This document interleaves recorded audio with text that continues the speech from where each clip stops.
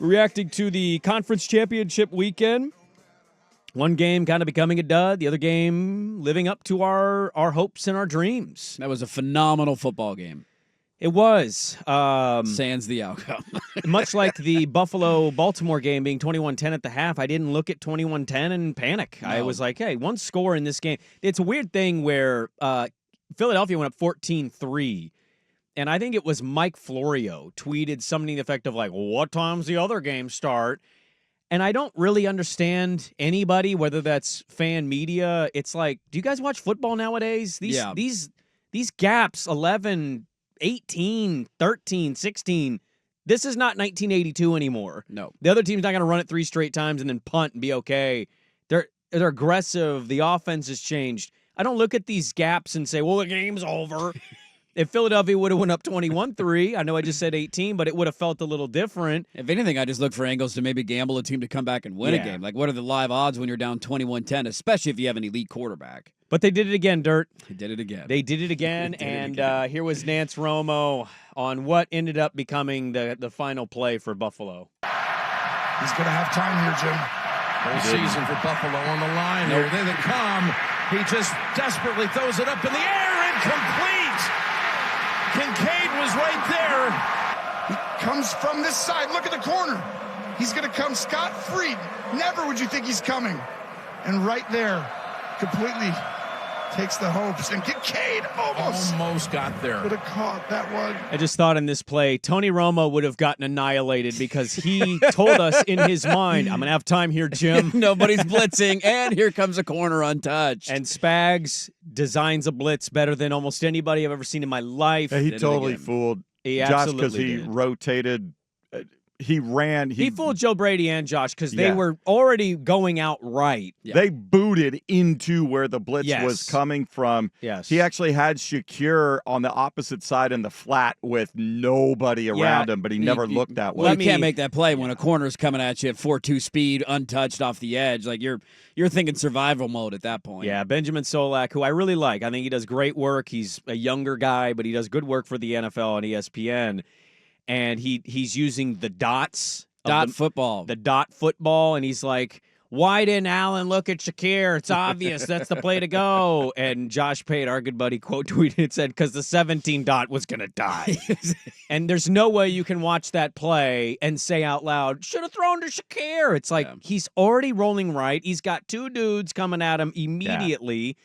He still made a good play. They just completely fooled him. And much like Lamar Jackson, Josh Allen suffers a loss to the Chiefs or suffers a playoff loss because the tight end unfortunately dropped the football. Kansas City, they're back in the Super Bowl going for the three-peat. Yeah, look, Mahomes is a given. Andy Reid is a given. We know how good they are offensively. And Patrick Mahomes, when you look at some of the advanced numbers of what he did yesterday, it was maybe the best game that he played all year. He was outstanding. They had the one fumble. Well, it was the best game. They hadn't scored 30 in a long time. In a long time. He was, from the opening drive of the game, he was locked in. He was fantastic. They had the one fumble, and outside of that, they were nearly perfect. It felt like offensively when they needed to be. I have come to the conclusion that this now falls on the bottom feeders of the NFL. This is predominantly their fault that they're allowing this to happen. Like, we talk a lot about, the whole thing now is everybody's got their tinfoil hat on and the NFL's rigged and we all knew the outcome. Like, just stop. That's ridiculous. But the fact that some of these bad teams in the NFL, like, who's the most irrelevant team in the NFL to you right now? Probably the Raiders or the Jags. Okay. How have the rest of the league not come together and said, Vegas, Jacksonville, you're both hiring a new head coach again. Guess what? You're probably going to hire a new one in like 2 years because one of you hired a 75-year-old and the other one hired you a guy that nobody heard of 9 months ago. So let's see how this all works out. You have to hire Steve Spagnuolo as your head coach. You have to. There's no choice. You don't get to interview anybody else. We're just going to tell you right now you're irrelevant. Jacksonville's basically a London team anyways. This is your new head coach. Like, how do we continue to allow them to get away with this? It's one thing to have the best quarterback of all time. It's another thing to have one of the best offensive minds of all time.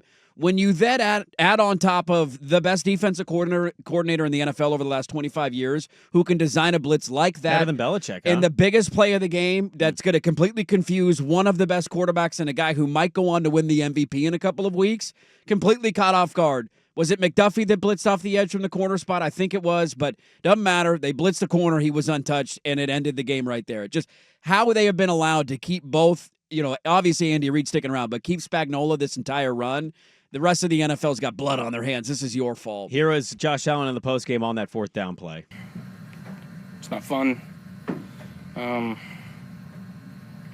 But to beat the champs, you gotta beat the champs, and we didn't do it tonight. You take it through the 4th down play there under pressure. Yeah, they gave a good look. Didn't see anything in my first cadence. They were sliding left. Corner came. Yeah. Just you can hear it, you could see it. I mean, just again.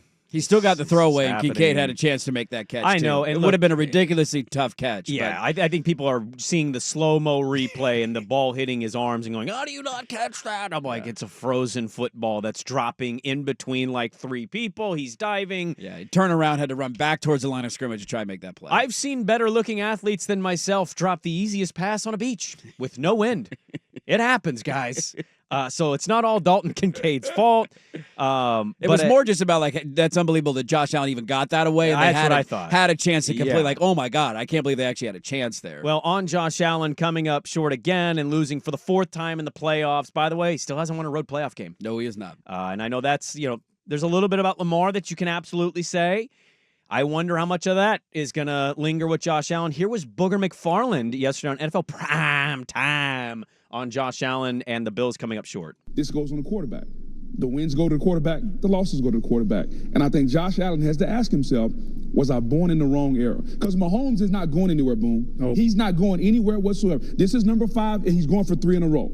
Going for his 4th overall. So at some point, they got to figure out a way to get over the hump. And I don't feel bad for anyone because everything in this game is earned, not given. They got to figure out a way to go earn a Super Bowl because the Chiefs continue to do it. And Nate Burleson on the CBS post game. Oh, God. The Chiefs win it. And, Dirt, I thought of you. That's why I pulled this clip. Nate Burleson has a message for you. Yeah, what do you got, Nate? About seeing the Chiefs go back to the Super Bowl and potentially win 3 straight. If you're not a Chiefs fan, that's okay.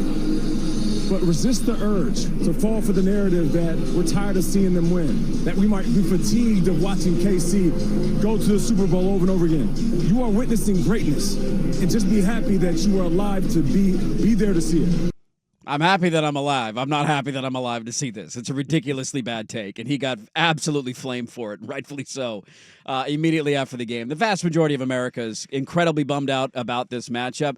To the Josh Allen, Booger McFarland thing, like I know the analogy has been made of stars in the NBA in the 90s and how many would have had rings had Jordan not existed or played baseball or just stayed retired, right? That's a fun debate we always have. Hell, Hakeem's got a couple of rings because Jordan decided to walk away for a year and a half, and he doesn't. If he doesn't walk away, does Hakeem even have those rings, right? It's a fun debate, and I think SVP used the analogy of great golfers in the early 2000s when that was the peak of your career. Like, sorry, you're just not going to win a major because no matter how good you are, you're not as good as Tiger Woods. There's nothing you can do, and so that's just your lot in life. That's the era that you came up in.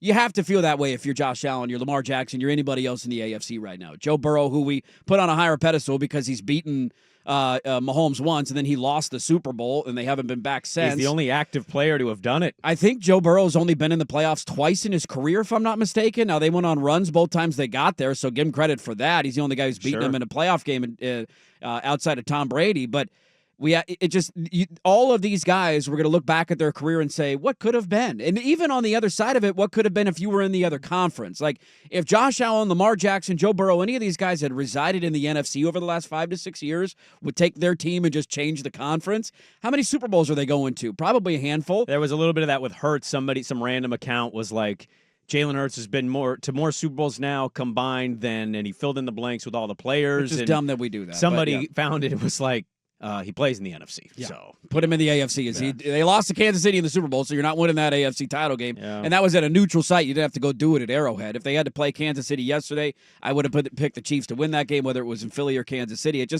This whole it's on the quarterback thing is dumb. Josh Allen was great. I didn't like some of their play calling. I thought they went away from early, Cook. though. He seemed a little shaky the early. whole team seemed shaky early, I would say. He dropped the snap early in the game. Totally get it. Almost 2 picks in the first possession, and no doubt. Finally settled down, got that touchdown, and then had another touchdown right before the first half, which was huge for them to get back in that Some game. of the throws to Hollins down the field were unbelievable. I think he does it with a limited arsenal of weapons, which was the biggest fear about them coming into the season. And then in the biggest game of the year, you're like, hey, Mac Hollins is your number 1 wide receiver. Is that a reliable strategy? Mahomes, since becoming the starter, most of you all know this, but I'm going to read it anyway. Year 1, AFC Championship game.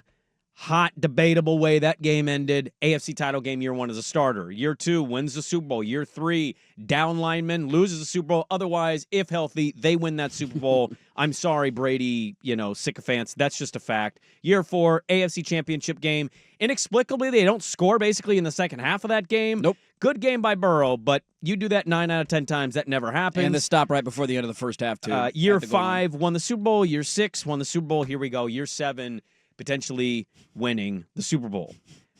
He might be on the brink of winning his 4th ring, and everybody's going to go into next year, and they're going to lie to themselves about why their team's going to do it. This is finally the year we're going to stop him. This is the year they're going to fall off. Swag's take preseason, we had to give one hot take. Swag's was that the Falcons would get to the NFC title game? NFC title game. Led by Michael Penix. Yours was... I wrote it down here. I think it was that the Eagles wouldn't make the playoffs. That's aging well. Yeah, Eagles missed the playoffs. I may have given the hottest take, even though it didn't feel or sound like it. I said the Chiefs wouldn't even get to the conference championship game. Joke's on me. There you go. It's either that or the Super Bowl every year for this dude.